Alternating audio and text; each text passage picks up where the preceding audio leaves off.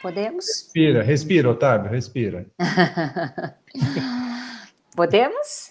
Ah, Dani, ele tá rodando ainda, mas acho que Não? já, né? É que já tá, aqui tá gravando para Entrou mim. gravando. Então, maravilha. Então vai, só no meu que tá ruim. Vai Tá. lá.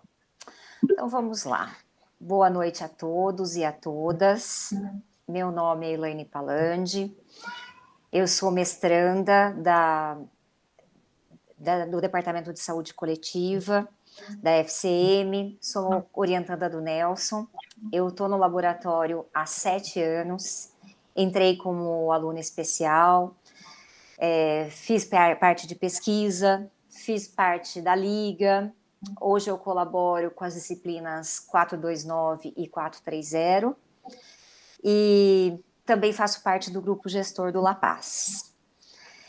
E dando continuidade às comemorações de 15 anos do La Paz e às conversas de fronteira, hoje a gente vai ter uma conversa sobre as inovações teórico e metodológicas que aconteceram no La Paz nos últimos anos, que são a autoetnografia e os estudos culturais. E para ter essa conversa com a gente, nós vamos contar com a Daniela Cristóvão, com o Gustavo Raimond e com o Otávio Contatore. Eles vão contar para a gente um pouquinho da trajetória profissional de cada um deles e vão falar como foi iniciar essa inovação teórica e metodológica no laboratório. E para isso eles vão ter mais ou menos aproximadamente 15 minutos de fala. E eu começo com você, Daniela. Como foi para você? Conta um pouquinho da sua trajetória profissional e como foi para você iniciar uma nova trajetória teórico-metodológica no La Paz, que foi o Circuito de Cultura. Tá. Boa noite, pessoal. Primeiro, é muito gostoso estar aqui, muito bom estar vendo vocês. É um espaço de muito conhecimento, mas, sobretudo, é um espaço de muito afeto, né?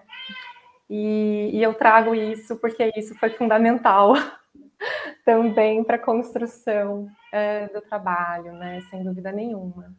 Eu sou fisioterapeuta de formação e também sou psicoterapeuta corporal numa área haitiana, né? Neo-haitiana, que é a análise bioenergética. E é uma área que, na época que eu entrei no La Paz, ela ainda não era uma PNPIC, né? Ela ainda não estava aí estruturada como PNPIC, mas ela é uma área que ela tem uma visão bem de integração de corpo e uma área que sempre olhou muito para trauma emocional a partir do corpo. E meu grande interesse era esse. Logo que eu entrei no La Paz, eu conheci o Nelson em 2010, entrei no La Paz em 2010. A primeira matéria que eu fiz no La Paz era uma matéria sobre discussões metodológicas, né, qualitativas. A gente falava um pouco sobre teoria de base, a gente conversou um pouco sobre fenomenologia na época, e a gente estava ali olhando para essas metodologias qualitativas, para as práticas integrativas, nesse primeiro momento, né? Quando foi mais para frente, por volta ali de 2016, eu já cheguei no Nelson e falei, eu quero entrar para fazer pesquisa, quero entrar num programa de mestrado, e o meu interesse de pesquisa é trauma emocional. Eu lembro que eu falei esse nome, trauma emocional. E aí a gente começou uma conversa naquele momento, né? Eu lembro até dele falando assim a respeito do quanto que o trauma emocional, como que a gente delimitaria, né? Boa noite, Elaine, bem-vinda. Como que a gente delimitaria, né, o trauma emocional dentro de uma pesquisa, e aí ele sugeriu que eu desse uma olhada no que estava sendo publicado no mundo sobre práticas integrativas e complementares e o transtorno do estresse pós-traumático, né, ou o estresse pós-traumático ali. Foi o meu primeiro contato, 2016, eu fiz uma breve revisão em banco de dados, ainda ali muito rudimentar, sem entender muito as metodologias, as formas de usar as buscas. E eu lembro que eu levei para ele ali uma média de uns 40 artigos logo de cara. E Curiosamente, naquele momento, a gente observou que a grande parte daqueles artigos eram feitos por instituições militares. As pesquisas eram promovidas por instituições militares. E aquilo ali foi uma sacada, né? Foi um elo que o Nelson trouxe, da gente olhar um pouco para esse campo militar, fazendo pesquisa em práticas integrativas e complementares. E aí, quando eu ingressei no mestrado, não foi para 2016, foi para 2017 que eu ingressei, o Nelson já estava fazendo uma aproximação importante com os estudos culturais, a gente já estava ali em contato, entendendo o que era essa forma, para a gente até então, única, né, de começar a pensar cultura, né? Então, eu lembro ainda que no meu primeiro ano de mestrado, a minha aproximação foi ali pequena, foi com alguns livros do Stuart Hall, a gente começou a ler sobre representação cultural, a gente leu um pouquinho sobre diáspora, mas eu acho que ali, quando a gente entra um pouco mais com representação cultural, a gente começa a ver e se perguntar, né, como então que as Forças Armadas representavam as práticas integrativas e complementares, né? E dessa pergunta foram nascendo muitas outras perguntas, né? Então, a inserção começou assim, né? Como que a gente pensa cultura? Os estudos culturais acabam olhando para a cultura como um campo de disputas de poder, e a gente, nesse campo de disputas de poder, a gente começou a olhar qual cultura predomina, qual cultura entra, qual cultura não entra, né? E nesse cenário, a gente estava olhando para 3 campos muito diferentes, né? A gente estava olhando o que é a saúde, ou o campo da saúde biomédica, o que é o campo da saúde militar, porque eu estava olhando, afinal de contas, para a produção de cultura, para a produção de saúde militar, e o que é o campo de cultura da saúde alternativa, né? O que acontece quando esses 3 campos se encontram? Então, esse eu acho que foi um segundo passo. Eu acho que a gente começou ali pensando representação cultural, depois a gente foi olhar para essas 3 áreas distintas de cultura. Num primeiro momento, dava uma sensação que essas coisas...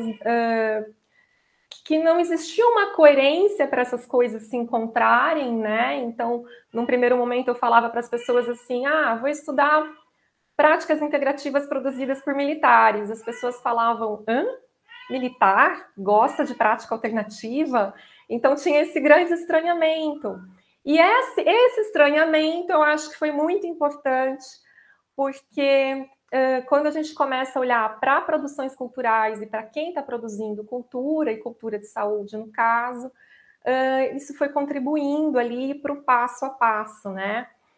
Então, eu lembro que quando começou o meu segundo ano, né? Então, eu lembro que a gente já virou o segundo ano, eu entrei em contato com uma parte, um recorte específico dos estudos culturais, que é chamado de circuito de cultura, né? Então, esse circuito de cultura, um material produzido pelo Dulgar e pelo Stuart Hall e muitos outros colaboradores, ele pensa a cultura como um circuito que tem 5 esferas de análise, 5 esferas de interpretação, e essas 5 esferas são muito articuladas entre elas, assim, uma coisa acaba levando muito a outra coisa, né? E aí a gente tinha, então, a gente estava olhando para esse cenário, né, de encontro cultural, e a gente estava olhando, então, para uma coisa específica, para uma análise específica, que poderia ser, então, o circuito de cultura, tentando perguntar e responder o que era esse cenário de encontro do modelo biomédico com o modelo alternativo, com o modelo militar de saúde, né? E eu lembro que foi uma aventura no começo, porque eu sou fisioterapeuta de base, foi um tipo de conteúdo denso para fazer contato, né? Não foi algo que foi, assim, mesmo lendo e estudando no primeiro semestre, cada capítulo do circuito de cultura produzido pelo Hall e pelo Dugar, a gente, assim, não era o suficiente para aprofundar a base teórica, né? Então, eu lembro ali que ainda foi idas e vindas muito marcadas ali, né? Foi um processo de construção que, num primeiro momento, me parecia muito lento, porque eu achava difícil. Eu achava bem difícil essa articulação. E essa articulação, então, né, do circuito de cultura, a gente olhava para, em primeiro lugar, a gente estava o circuito de cultura nessas 5 esferas, olha, não tem uma ordem, tá? A gente pode começar por qualquer uma das esferas, mas eu lembro que eu comecei a olhar para a representação cultural, então o que era a representação cultural desse campo, né? O que era, qual era a identidade das pessoas que pesquisavam práticas integrativas no meio militar, a identidade das pessoas que usavam, a identidade das pessoas também que regulavam ou não a entrada ou não dessas pesquisas em práticas integrativas e complementares. Num terceiro momento, a gente começou a observar como é que se dava esse consumo, né? Como que esse consumo, tanto das PICs, né? O que essas pessoas gostavam de consumir, por que elas gostavam de consumir PICs, mas também, e aí muito interligado, muito articulado, como que se dava esse processo de produção de práticas integrativas dentro das Forças Armadas. E aí, quando a gente começa a entrar nisso, fica curiosíssimo, fica muito interessante, porque a gente começa a ter realmente, a partir da literatura, né, a partir da literatura indexada que a gente localizou, e ali nesse momento eu localizei 98 artigos, sendo que de 98 artigos, quase metade, né, 43, 44 artigos eram a respeito de saúde mental dos militares, utilizando, então, práticas integrativas para poder se cuidar, né? E aí, quando a gente pega essa literatura, é muito interessante que, tendo o circuito como uma ferramenta de pesquisando e fazendo perguntas para a literatura, parece que aquilo começou a ficar mais vivo, né? Porque a gente começava a ver, então, o relato, né? O relato dos militares, as representações que eles davam, né? Ao uso das práticas integrativas. Então, eu lembro que um primeiro relato muito marcante foi a gente não aguenta mais tomar medicação psicotrópica, a gente não aguenta mais tomar alopatia, os efeitos colaterais são muito grandes, as consequências desses efeitos muitas vezes retiram a gente do trabalho, e também existia um movimento de ter medo de falar que estava com sintomas de estresse pós-traumático, porque tinha um receio deles serem retirados dos seus cargos e de interromperem a carreira militar. E aí eles encontram as práticas integrativas e complementares esse recurso de autocuidado, principalmente, né? E o que até a gente encontra nesse sentido é que de várias, né, 14 PICs ali muito utilizadas, uma das PICs que destacou bastante, que apareceu bastante no estudo, eram práticas feitas em grupo, principalmente a yoga e diversos tipos de meditação, né? E é muito interessante, porque a representação que eles dão à yoga é uma representação, assim, superação, força. É como se a gente observasse representações do campo militar, né? De força, superação, resiliência, entrando para fazer parte daquele uso que eles tiveram de algo que vinha de um outro universo, que era um universo alternativo, um universo que estava ali ainda muito próximo das influências da contracultura, do movimento de contracultura, do movimento hippie, né? Então a gente vê aí esse encontro acontecendo profundamente. E mais uma das esferas, né, caminhando aí, então, olhando para esse consumo-produção, que era muito articulado, os próprios militares reivindicando as práticas integrativas e pedindo para serem produzidas e produzindo dentro de instituições militares também, associadas, então, a instituições privadas e a instituições acadêmicas, porque, afinal de contas, essas pesquisas também saíram só das bases militares e passaram a ser feitas em universidades americanas, no caso, né? A maior parte da literatura norte-americana, estadunidense, né? E aí, a partir disso, a gente também vai investigar outros aspectos do circuito de cultura, que foi a regulação. Quem regula, como é que se dá todo esse processo. E quando a gente chega na regulação, a regulação se torna, então, o nosso eixo principal, né? Então, e apesar de eu não ter começado a estudar por ela, quando a gente se depara com a hierarquia militar e com o funcionalismo biomédico, a gente encontra ali nos aspectos regulatórios, na forma como essa regulação está inserida nesse evento contemporâneo de saúde, a gente encontra a grande estrutura do trabalho, né? Então, o trabalho a partir daí foi reorganizado, mas apesar da gente analisar cinco esferas de cultura, a gente poderia dizer no final do trabalho que a esfera da regulação foi a grande coluna e que a partir dessa esfera que a gente alinhavou e construiu essa rede relacionada, né, interligada.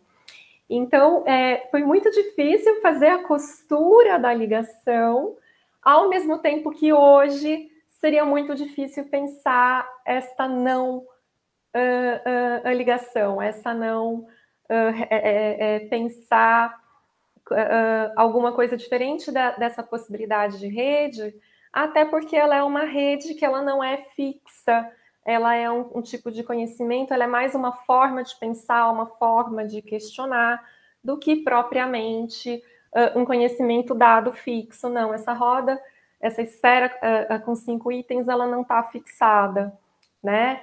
Tanto que hoje ainda me disparam muitas perguntas que poderiam ou não ter sido feitas nesse desenvolvimento, né? Então, foi um grande desafio. E a gente teve também essa contribuição importante da banca, a gente teve uma contribuição importante tanto do Gustavo quanto da Camila na arquitetura final de todo o processo, né? Eu acho que foi um desafio tanto para mim quanto para o Nelson, né, Nelson? Porque eu acho que foi uma primeira forma de pensar ali, o primeiro trabalho, o primeiro estudo, fazendo essa exploração, e foi intenso, muito intenso, e no final me deu bastante alegria, assim, no final foi bem satisfatório fazer toda essa construção, e eu acredito que hoje ainda é um modelo de pensamento, posso colocar assim, que ainda me dispara várias reflexões a respeito de muitas coisas, mas muito da questão das práticas integrativas, assim, da saúde, do cuidado em geral, né? Eu diria que do cuidado integral, assim, em geral, né? Então foi esse o processo. Obrigada, Daniela, pela sua fala e pela participação do gatinho. Como chama o gatinho? É o tal, gente. Ele escuta a minha voz, ele pede para entrar, só que se eu deixar ele entrar, você não fala. Ele vai continuar gritando daqui de dentro, miando daqui de dentro. Bonitinho. Daqui a pouquinho eu faço um carinho nele e fica tudo bem. Então, tá bom. E dando continuidade, então, a nossa fala da inovação teórico-metodológica no Olapasses, nós vamos ouvir um pouquinho o Gustavo agora. Gustavo, conta um pouquinho para a gente da sua trajetória profissional e como foi participar dessa inovação teórico-metodológica pela autoetnografia. Perfeito, Elaine. Primeiramente, eu gostaria de agradecer o convite, de participar desse momento, desse encontro com pessoas tão especiais e pessoas que faziam algum tempo que a gente já não se esbarrava, ainda que por via remota, né? E outras que a gente tem a oportunidade de se esbarrar por outros encontros também. Agradeço a presença das pessoas, desejo uma boa noite a todos, todas e todes. Bom, eu sou o Gustavo, sou médico de formação, me formei aqui em Uberlândia, Minas Gerais, e ao longo do meu processo formativo sempre me intrigou algumas questões relacionadas às questões de gênero e sexualidade.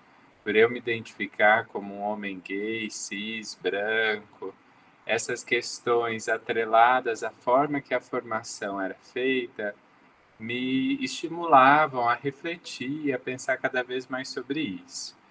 E em um dos eventos que eu participei, o congresso da Abrasco, eu fui numa mesa que o Nelson estava, e daí o Nelson trouxe uma perspectiva muito interessante da fala, conectando com aquilo que Dani comentou sobre os estudos culturais, pensando as epistemologias do Sul global, pensando outras estratégias de ser e se fazer na pesquisa.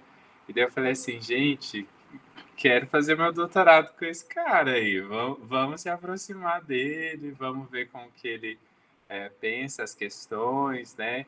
E num primeiro momento eu conversei com ele dessa proposta de fazer um estudo sobre as questões de gênero e sexualidade a partir de uma inserção no ambulatório de cuidado a pessoas trans, que eu trabalhava à época. E nas nossas conversas ele me trouxe a possibilidade de pensar o meu corpo como um campo de pesquisa. Não como um campo de pesquisa autobiográfico, mas um campo de pesquisa que interage com a cultura. E daí ele trouxe esses elementos da alta etnografia. Obviamente, num primeiro momento, me gerou uma certa estranheza. Estranheza sobre algumas questões relacionadas ao próprio corpo do pesquisador, estranhamentos relacionados à metodologia, porque não podia desconsiderar que o meu corpo, durante todo o meu período de formação na residência, na graduação, na residência e no mestrado, ele foi muito formatado para algumas poucas estratégias de fazer pesquisa. E estratégias outras que sempre me estimulavam a colocar o meu corpo distante da pesquisa, né? Então, estratégias que declaradamente, explicitamente, na verdade, buscam um distanciamento, buscam uma objetividade, buscam uma neutralidade, e sempre me angustiaram. Eu sempre falava assim, mas minha gente, a gente está ali nesse processo de fazer pesquisa, por que nós precisamos nos esconder tanto? Utilizando, inclusive, sujeitos indeterminados e utilizando uma pessoa indefinida nas nossas escritas. Então, a autoetnografia dialogava muito com vários anseios e gerava estranhamentos. Mas a partir do momento que eu me aproximei mais dela, que eu busquei entendê-la melhor, foi um caminho sem volta daí, porque daí foi uma paixão avassaladora por essa metodologia, pelo fato de que ela possibilitava um diálogo profundo com várias reflexões que ocorriam na minha prática diária, que ocorreram no meu passado, e me convidavam sempre a pensar a cultura.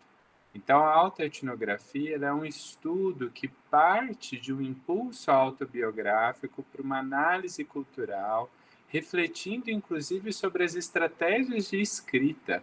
E daí, por isso, nós adentramos cada vez mais uma das possibilidades de autoetnografia, que é a autoetnografia performática, trazendo elementos dos estudos da performance. Então, trazendo os elementos na estética do texto, pensando um texto com uma possibilidade de escrita muito mais diversa e menos formatada em um único padrão, podendo incluir verso, prosa, podendo incluir imagens, poemas, músicas, podendo incluir uma série de outras perspectivas para pensar uma produção de saber. Uma produção de saber que considere a complexidade e a diversidade das nossas existências e das nossas relações. E dessa forma, a autoetnografia performática ela foi me acompanhando no doutorado, onde eu buscava, por meio da análise de várias experiências no processo de ensino e aprendizagem, no cuidado em saúde, entender as normas de gênero e de sexualidade, as normas de poderes e saberes que mantinham determinados corpos subjugados e marginalizados, entender as ambiguidades da minha própria existência, no sentido de que muitas vezes lutava por uma não violência, mas reproduzia práticas violentas.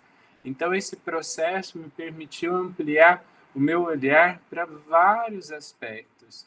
E dessa forma, essa construção teórica, ela foi se constituindo.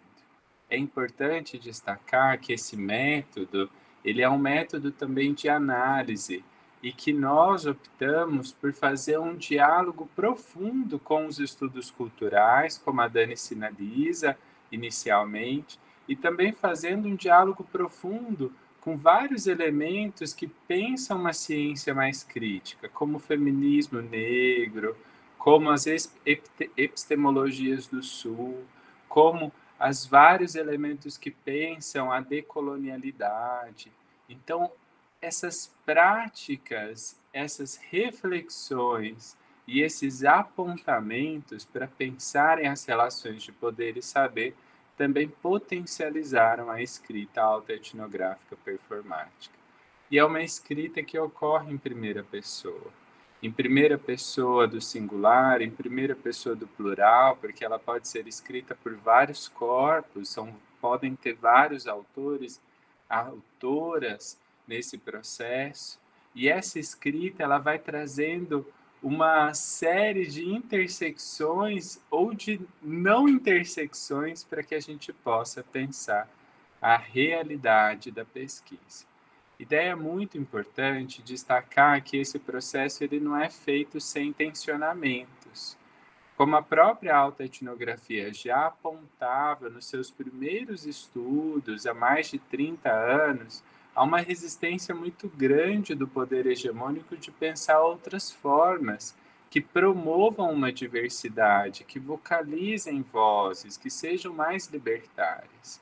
Então, pensar a autoetnografia nesse contexto que nós vivenciamos de uma ciência mais normativa, voltada muitas vezes para a produção de evidências, ela se mostrava como um grande debatedor, vou assim colocar, ou como um convite para que a gente pudesse realmente refletir sobre os processos. E por isso a gente teve tensões grandes do fazer pesquisa, inicialmente junto aos comitês de ética em pesquisa com seres humanos, que tinham muita dificuldade de compreender essa pesquisa a partir do corpo do pesquisador, mas espera aí, cadê o questionário? Cadê a sua observação objetiva da realidade? Mas cadê o seu distanciamento? Cadê a sua objetividade? Está muito subjetivo tudo isso. Então, até a gente dialogar e explicitar que toda a construção epistemológica da autoetnografia não era nessa ciência voltada para o neopositivismo, levou um tempo. E depois desse tempo, continuaram vários enfrentamentos para que a gente explicitasse esse fazer pesquisa, essa produção de saber. Em um dos produtos do doutorado, nós optamos por construir um artigo e intitulamos que este artigo não é científico. Esse é o título do artigo em inglês. This is not a scientific paper. E ele foi publicado numa prestigiada revista de pesquisa qualitativa. E ele é muito interessante porque ele provoca, desde o título, a reflexão sobre o que é pesquisa. E ele vai fazendo uma provocação, convidando os corpos das pessoas que leem a refletirem sobre os seus processos de construção de saber, a refletirem sobre como seus corpos foram silenciados, como seus corpos foram ouvidos, como seus corpos foram tratados por aquilo que nós consideramos ciência. E daí nós fazemos um diálogo muito interessante com a Tuai Smith, que ela fala que ciência e pesquisa, pelo dialeto dela, o dialeto do povo originário dela, da Nova Zelândia, é um dos termos mais sujos que nós conhecemos, ela fala. E daí, quando ela traz isso, ela explicita todas as formas de dominação que a ciência ainda reproduz. Há alguns que têm a autoridade, entre aspas, e irem a um determinado campo, ouvirem as pessoas, analisarem as pessoas e falarem sobre as pessoas e produzirem uma verdade sobre as pessoas. E as pessoas não falam. Elas não falam nesses processos, elas continuam silenciadas. Então, a Linda Smith, ela vai convidando a gente para refletir mais. E esse artigo que fala sobre a produção de ciência vai fazendo esse convite também para que a gente olhe. Então, a autoetnografia é um convite, antes de tudo, para que nós possamos olhar para o nosso corpo, para que a gente possa olhar para a nossa historicidade, para que a gente possa olhar também para os atravessamentos da cultura em nossa existência. E não nos colocando como sujeitos passivos, mas entendendo a cultura como um verbo que nós fazemos diariamente, agimos diariamente, sentimos diariamente. Então isso vai explicitando potencialidades do ser e do fazer pesquisa. Então, a autoetnografia, ela caminha por aí. E a estratégia da autoetnografia performática, que eu particularmente gosto bastante, ela nos permite explorar os campos da performance, colidindo o passado com o presente, trazendo a nervura das nossas existências, nervura no sentido dos sentimentos profundos, viscerais que nós vivemos, e performáticos, colocando essa performance em diálogo, colocando nas nossas ações, nas nossas relações, essa perspectiva também. Então, é um convite para abertura, né? Eu não vou me delongar muito, até para que a gente possa conversar um pouco mais, mas me coloco à disposição também para depois as pessoas que queiram conversar ficarem à vontade. Tem uma grande amiga minha que está aqui, que é a Gianani também. Fique à vontade, querida. Ela é uma grande estudiosa e tive a grata oportunidade de conhecê-la num congresso que trabalhava a autoetnografia lá nos Estados Unidos, e ela trabalha a autoetnografia na farmácia. Olha a potência disso, um campo também extremamente pós-positivista, que pensa uma formação muitas vezes engessada. Então, eu agradeço a sua presença e vai ser ótima essa conversa aqui com todos nós, viu? Um beijo para todo mundo, em especial para você também que está aqui conosco. Obrigada, Gustavo, por nos trazer um pouquinho da autoetnografia, da sua experiência. E agora a gente vai dar continuidade, então, com o Otávio, que vai contar para a gente como foi ter um capítulo da tese autoetnográfico. E um pouquinho da trajetória profissional também. A fala é sua, Otávio. Oi, boa noite a todos. O Nelson falou antes de começar, respira, Otávio, respira. Eu estou aqui respirando para ver se eu relaxo e consigo falar alguma coisa. Então, vamos ver.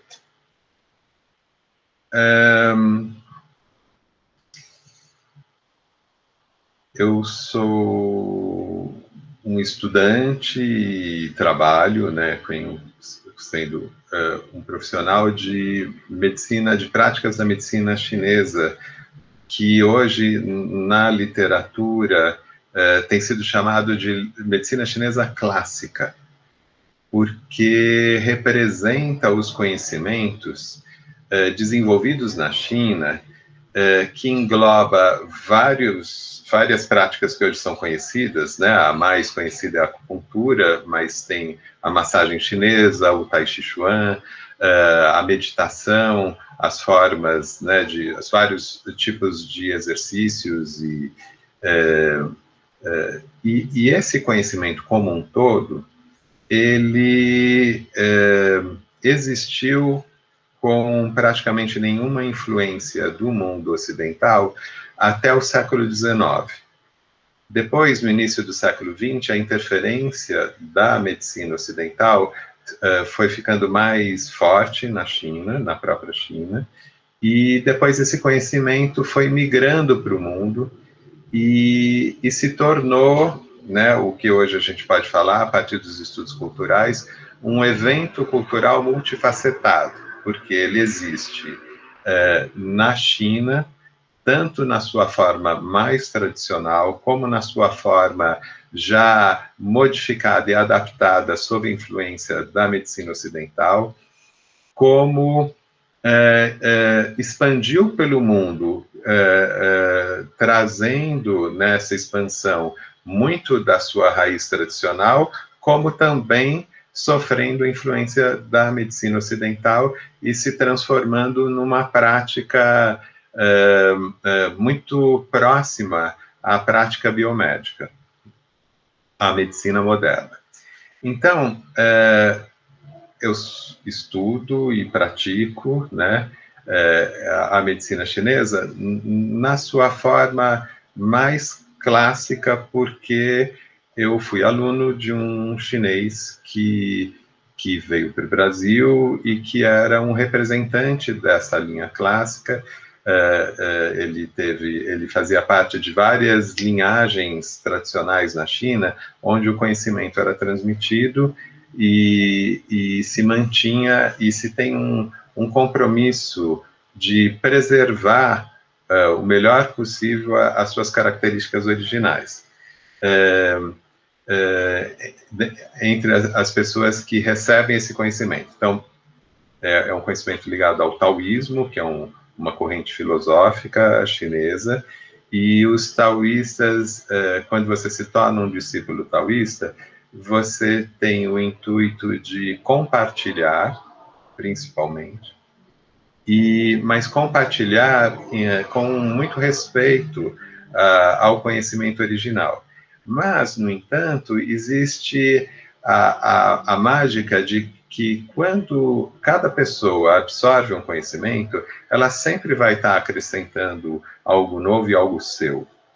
Então, o meu professor, por exemplo, ele ensinava uma prática e, de repente, ia passando o tempo, ele ia dando muitas versões daquela prática que iam surgindo.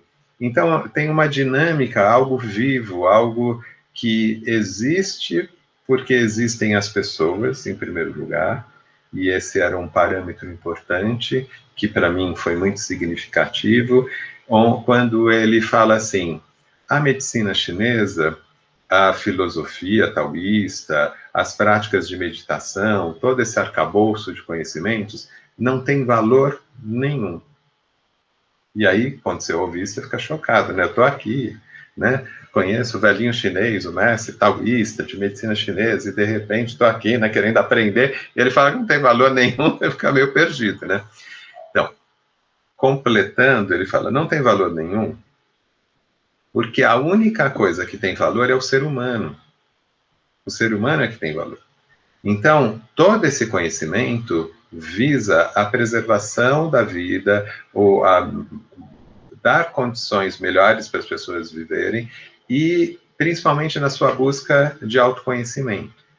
E, então, toda essa estrutura, ela existe a partir do desejo de ajudar as pessoas a viverem melhor. Então, ela em si não é um valor, ela é uma forma de estar com as pessoas e que pode ajudar não só na ação de alguém em relação a outro, mas também na relação de você consigo mesmo. E aí, eu aprendendo essa forma de medicina chinesa, onde tem esse conjunto de práticas que não são separados, né, quando são estudados a partir dessa origem, eu tinha uma curiosidade muito grande de saber como isso estava sendo feito no Brasil. Principalmente quando expandiu a medicina chinesa para o serviço público de saúde. Então, era algo que eu tinha curiosidade. Por sorte, eu conhecia o Nelson e conhecia um pouco do trabalho dele, sabia que ele vinha estudando as práticas integrativas e complementares, né, na saúde pública brasileira, no SUS, e tinha já um espaço onde as pessoas poderiam desenvolver trabalhos nessa área, e a visão do sociólogo era uma visão que, para mim, parecia bastante interessante, porque ia dar um olhar mais humano e mais vivo do que a visão como a gente tem do conhecimento, principalmente na área da saúde, que é alguma coisa onde o técnico absorve um tanto de informações e aplica. Então, a inter-relação entre as pessoas, pensando na forma mais hegemônica de atuação da biomedicina, em que o cuidado é uma ação técnica voltada para o tratamento dos problemas de saúde da população, das pessoas, e onde tem um conhecimento que é verticalizado, onde há um distanciamento muito grande das pessoas e muito grande do profissional, às vezes, consigo mesmo. Como eu, como profissional de medicina chinesa, atendendo médicos, então teve uma situação que para mim foi muito marcante, quando uma médica que me procurou, ela estava com uma dificuldade muito grande de engolir, e essa dificuldade foi crescendo e ela não conseguia mais comer em público. O único lugar que ela conseguia engolir o alimento era em casa, junto com a família, num ambiente fechado, extremamente protegido. E aquilo foi ficando muito angustiante. E ela fez todos os exames possíveis e imaginários e tentou várias abordagens e não conseguia descobrir, porque não havia nenhuma lesão, nada, né, objetivo, né? E aí, pelo pensamento da medicina chinesa, e por eu também ter me formado em psicologia, eu consegui entender um pouco melhor aquilo que estava acontecendo. Mas uma parte que me chamou bastante atenção era essa pessoa descrever o seu problema como um piti. Eu tenho um piti. Então, o desqualificar os seus sentimentos, a sua vida, as questões relacionadas, né, ao seu contexto e, né, a sua história, era de uma violência. Então, assim, compreendendo que a medicina chinesa, historicamente, tem um olhar para as questões subjetivas, além de uma ação objetiva no cuidado a partir deste outro referencial, dessa outra abordagem que é diferente da biomédica, como que estava sendo feito nos serviços de saúde? Então, eu tinha essa curiosidade. E aí eu fui com esta pergunta, né, para o Lapaces, né, e eu comecei com uma aluna especial para conhecer, né, como a Elaine e a Dani, né, então há muitos anos atrás, e participando e vendo, né, aquela coisa, querendo entrar no mestrado, mas me preparando, tentando compreender mais o universo sociológico, e com isso eu pude ver toda a busca do Lapaces de encontrar uma metodologia que pudesse comunicar às pessoas e ao mundo acadêmico esses conhecimentos que são relacionados às práticas integrativas e complementares, que são de uma outra ordem, de uma outra forma, que tem uma outra expressão humana, no sentido da relação com a construção do conhecimento e na relação entre as pessoas. E o Lapaces estava em busca, e hoje a metodologia dos estudos culturais e da autoetnografia, ela permite que a gente comunique coisas que são muito difíceis de comunicar, né? E mesmo sendo metodologias, como o Gustavo estava falando, né, e a Dani estava falando, que são novas e têm uma construção constante, né? Não é alguma coisa rígida, fixa, é muito maleável, né? E por isso, vamos dizer que no mundo acadêmico, as coisas mais rígidas, mais fixas, principalmente as mais quadradas, né? E as menos qualitativas, as mais quantitativas, têm um valor intrínseco, até é considerado como mais científico, né? Então, a abrir as portas, né? Encontrar no meio acadêmico um espaço para comunicar, né, esses conhecimentos por essas outras formas é difícil, né? e é difícil para nós aprendermos e para nós executarmos essas outras metodologias, é muito legal e é muito rico. E aí eu queria fazer uma pesquisa sobre isso, mas o Nelson me deixou de molho e falou assim, não. Você quer falar sobre o cuidado, sobre medicina chinesa? Então, primeiro você precisa saber um pouco mais sobre o cuidado. E aí eu fiz um mestrado estudando o cuidado.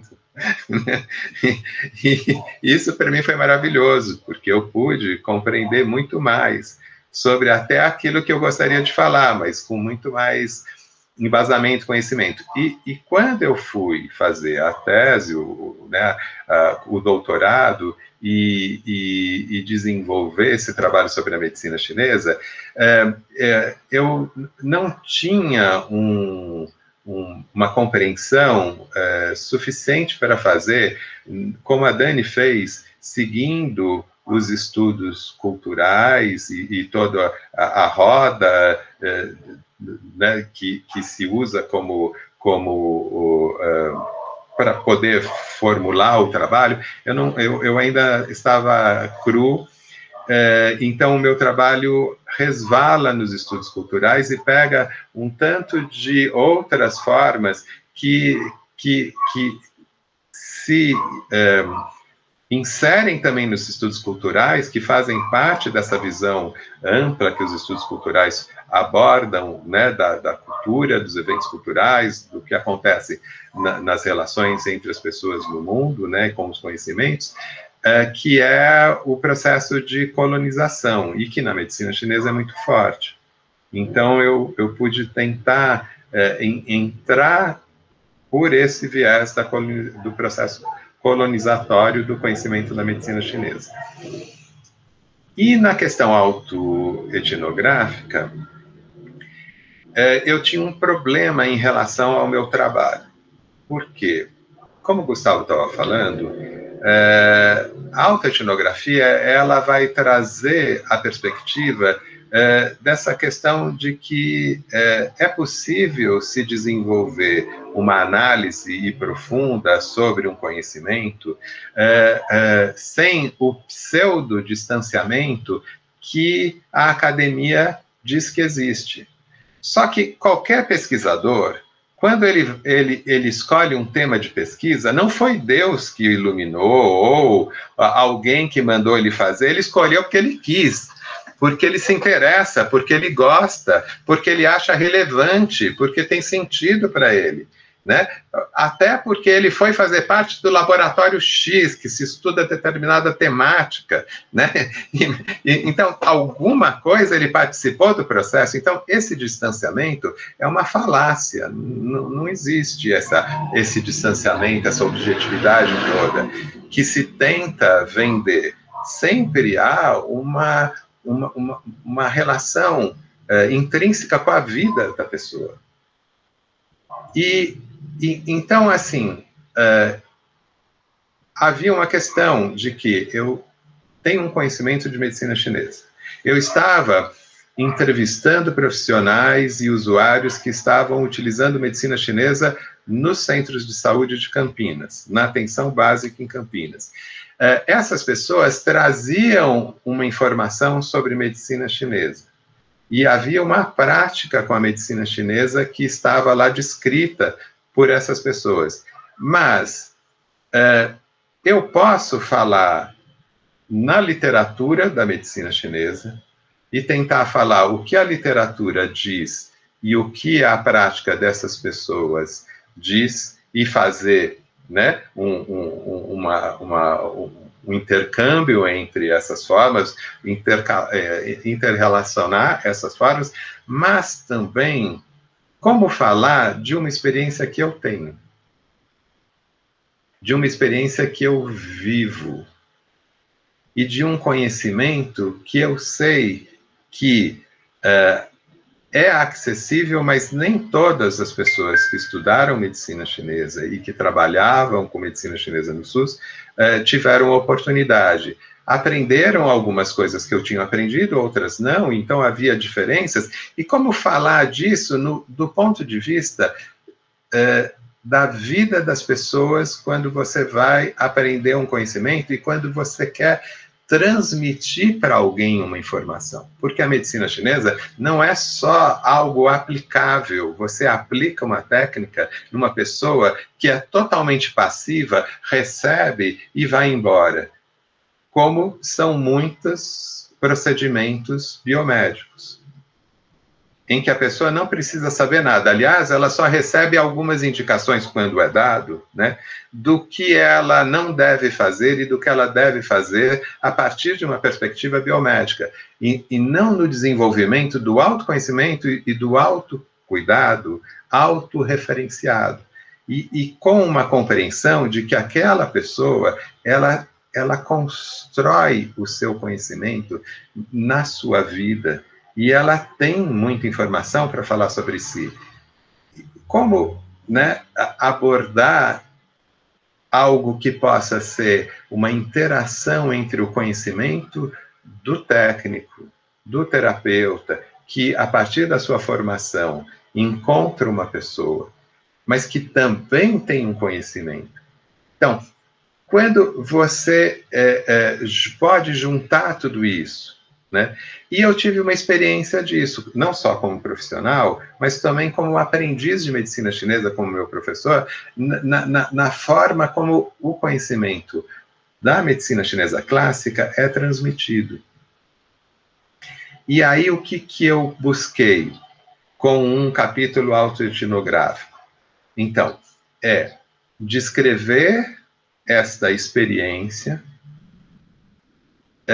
falar das possibilidades que haviam entre alguém que tem um conhecimento que transmite, mas que te ensina a valorizar o seu conhecimento e a acrescentar informações para construir algo que é seu, onde você absorve e usa a informação, mas a partir de uma necessidade que é própria sua e de uma compreensão do que é relevante para você e do que não é.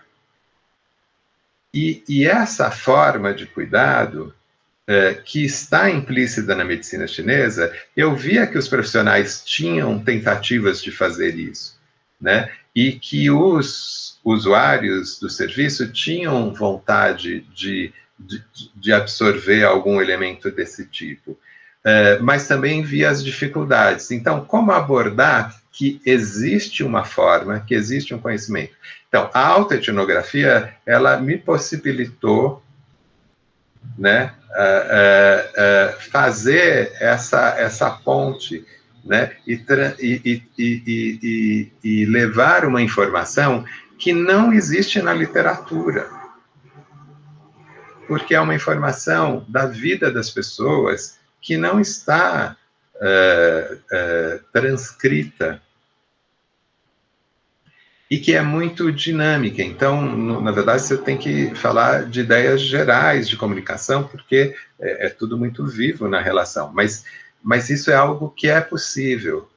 E como não está na literatura, como não está na fala dos entrevistados, ela não existe. Então, eu queria também trazer este ponto para o meu trabalho. E a autoetnografia possibilitou isso. Mas com uma forma de expressar e com uma forma de comunicar que, mesmo tendo essa subjetividade e esta aparente não objetividade, né, acadêmica, que vem com o pseudo-distanciamento, mesmo assim, é feito de uma forma que se tenta conversar com o conhecimento que existe. Né? Então, não é um relato autobiográfico puramente, né? Porque existe a questão da sua história, da sua biografia, mas existe, né, olhando para o mundo e olhando para o conhecimento, Então, é algo, uma metodologia muito rica que para mim foi muito importante. Para que eu completasse o trabalho de uma forma que realmente também atendesse às minhas expectativas, não como ser humano que pesquisa e que quer também compartilhar conhecimento. Obrigado, gente. Obrigada, Otávio. Nós já estamos encaminhando já para o final. Eu quero agradecer vocês três por terem participado comigo dessa nova empreitada. Agradecer também, aproveitar aqui esse espaço e agradecer vocês por terem participado nesse ano e no ano anterior da 430. Então, a gente já tem já formamos uma equipe de trabalho aqui, né? Nós já estamos acostumados a trabalhar juntos. Agradecer a todos os presentes e deixar para o Nelson fazer um fechamento. E nós já estamos com 1 hora de live. Muito obrigada, gente.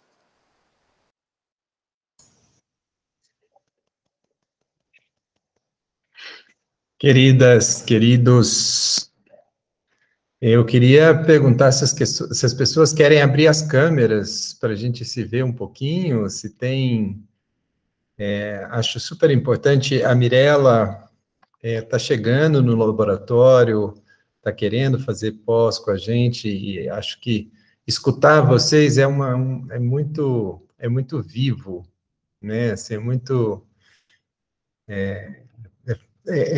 acho que tivemos sorte nesse caminho, né? De achar metodologias que permitam que a gente esteja vivo na produção do conhecimento, né? Vivo, autônomo, né? Então, assim, é uma maravilha poder escutar vocês. Ninguém quis abrir a câmera, tá bem, então. Acho que tudo bem.